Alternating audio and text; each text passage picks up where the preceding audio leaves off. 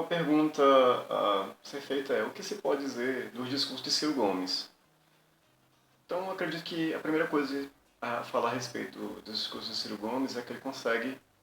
misturar uma enorme erudição acumulada. Ele tem um conhecimento cultural muito grande, conhecimento histórico muito grande, um entendimento sobre economia enorme. Mas, ao mesmo tempo que ele consegue dizer todas essas coisas com muita inteligência, muita propriedade, ele consegue misturar isso com uma extrema brutalidade típica, né, da sua personalidade. Então, ao mesmo tempo que ele consegue explanar, né, no campo econômico ou no campo da economia política, ele consegue usar essa mesma linha argumentativa para defender um dos piores sistemas que existem, que é o sistema público-privado, que é o sistema de controle estatal, que é o sistema de menos liberdades. Então ele usa todo esse conhecimento que ele tem, essa inteligência acumulada, esse conhecimento acumulado durante tanto tempo de estudo, de preparo, estudo exterior, mas ele consegue usar tudo isso em prol de um propósito nefasto,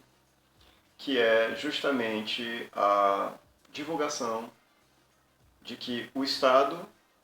é o grande responsável por resolver os problemas do Brasil, resolver os problemas do... que precisa de uma ordem governamental para que os problemas de um país possam ser resolvidos. Então eu posso dizer também de Ciro Gomes que ele é uma das poucas ferramentas ainda hoje usadas pela esquerda para tentar atrair, ou com a capacidade de entorpecer o suficiente para atrair algum certo número, né, de seguidores, de pseudo-intelectuais, intelectuais também, para convidar, né, essas pessoas, cooptá-las para que elas possam ser defensoras desse projeto de Estado inchado, esse Estado que vai se apresentar como o resolvedor de todos os problemas, que vai se apresentar como solucionador dos problemas que nós temos no nosso país, quando muitas vezes esses problemas foram gerados pelo próprio governo, pelas altas taxações de impostos e pelas altas demandas, né, que o próprio governo inchado totalitário tem. Quanto mais governos, mais demandas de impostos, mais demandas de verbas públicas. Como disse certa vez Margaret Thatcher, não existe essa coisa de dinheiro público, o que existe é o dinheiro do contribuinte, o dinheiro do cidadão, que são extraídos de nós via impostos. Pouca gente sabe, mas o Ciro Gomes estava na fundação do Foro de São Paulo. O Foro de São Paulo, para quem não sabe, é uma organização criada por ninguém mais, ninguém menos do que Fidel Castro, né, um ditador genocida, e Lula, Luiz Inácio Lula da Silva. Isso aconteceu em 1990, no final da década de 80, início dos anos 90. Eles criaram o Foro de São Paulo com o objetivo de criar um bloco na América Latina, um bloco comuno-socialista, com a intenção de dominar toda a América Latina pela técnica do granchismo, pela técnica da luta armada também, e pela a união de todos os políticos que compõem esse bloco para que pudessem se consolidar, né, o seu poder de forma extremada, né? Ou seja, fazer um contraponto às políticas de liberdade. Quem nos dá a dica de que o Ciro Gomes foi um dos fundadores do Foro de São Paulo, ou pelo menos estava nas reuniões, é o próprio José Disseu. Ele fala isso no programa Provocações, né, da TV Cultura. E qual é o grande objetivo do Foro de São Paulo? É se estabelecer como um bloco comunista, ou bloco comuno-socialista em toda a América Latina. Então o que, que o Ciro Gomes defende na sua essência? Ele não tem ideologia, ele muda de partido. Não, ele tem uma ideologia sim, embora ele viva pulando de partido para partido, ele tem uma ideologia que é defender o projeto comuno-socialista, e mesmo os discursos deles, quando ele vai falar sobre economia, quando ele vai falar sobre políticas econômicas, ele defende o modelo estatista, ele defende o dirigismo econômico através, né, da imposição política. Assim, de forma geral, o Ciro Gomes ele vai se sentir totalmente confortável em palestrar para uma militância, palestrar para um grupo de militantes e de pessoas que estão ali, né, compartilhando o mesmo ideal que ele, que é o ideal comum socialista, de que você precisa de um governo que vai resolver todas as questões, né, da sociedade, sejam elas questões de ordem econômica, ordem social, ou seja,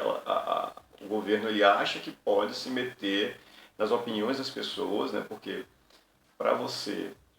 ter um controle sobre a sociedade, você tem que controlar o que a sociedade pensa.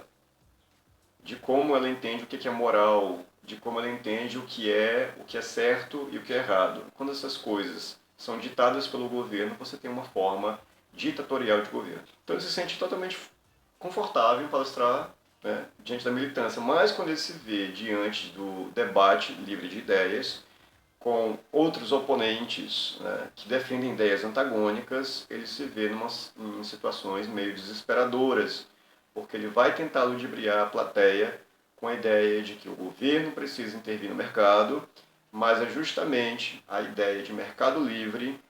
que ele combate, é justamente as liberdades individuais que ele está combatendo, ele está defendendo, na verdade, o controle, né, das pessoas, dos indivíduos, pela ótica governamental, ou seja, que o governo vai controlar a vida das pessoas. De forma geral, eu posso dizer que a esquerda nos últimos 7 anos no Brasil está colapsando. Ela está colapsando devido às mídias livres, né, os jornais televisivos, que são mecanismos de manipulação, são mecanismos de controle social, são mecanismos de engenharia social, eles não estão mais funcionando como deveriam. As pessoas não confiam mais nas grandes mídias como única fonte de informação. Então, às vezes, né, em determinados casos, as pessoas podem dar muito mais credibilidade a um youtuber, por exemplo, alguém que tem um blog, e acompanhá-lo porque acreditam na confiabilidade daquela notícia, aquela informação, na confiabilidade daquelas opiniões,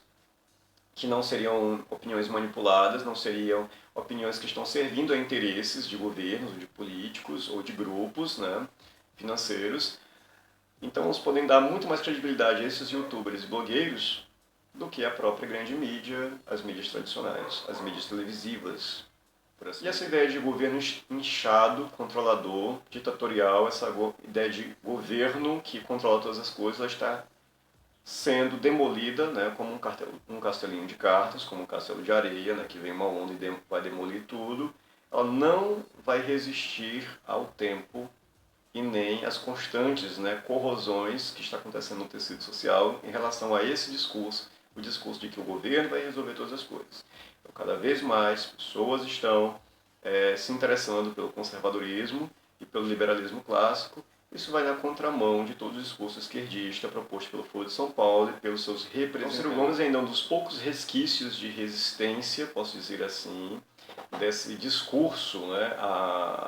digamos assim, pincelado ou ainda coberto com certo glamour, né, de pseudo-intelectualidade ou de intelectualidade propriamente dita, que ainda resiste, né, ao confronto, debate entre liberalismo e conservadorismo e esse propósito das esquerdas socialistas de tentarem se implantar e tentarem se consolidarem como governos cada vez mais totalitários, cada vez mais inchados,